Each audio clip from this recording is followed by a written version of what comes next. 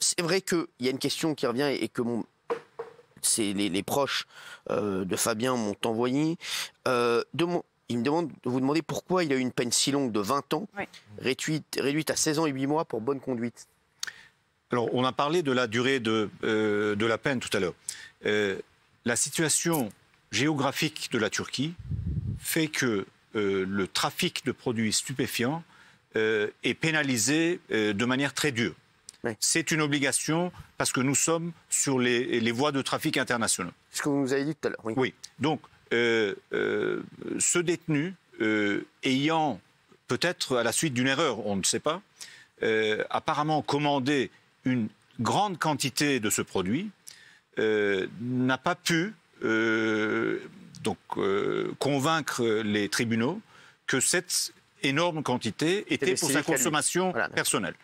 C'est de là que son jugement, avec une peine qui correspond à un trafiquant de produits stupéfiants, a dû être décidé par le tribunal.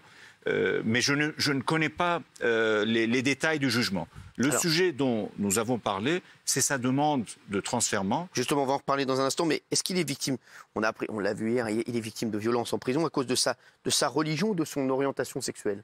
Alors, je n'ai pas cette information détaillée. L'information dont je dispose, c'est qu'un co-détenu lui a malheureusement, c'est regrettable, infligé une violence. Je n'ai pas. C'est ce que nous a dit son avocate hier, une casserole chaude, il a versé de l'eau chaude sur lui pendant qu'il dormait, c'est ça? L'avocate a plus de détails, je n'ai pas tous les détails.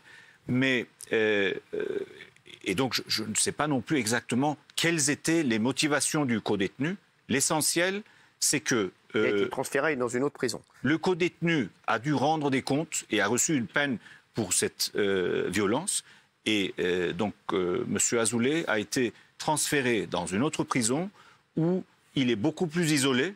Donc, il n'a aucun risque de rencontrer une nouvelle fois ce type de violence.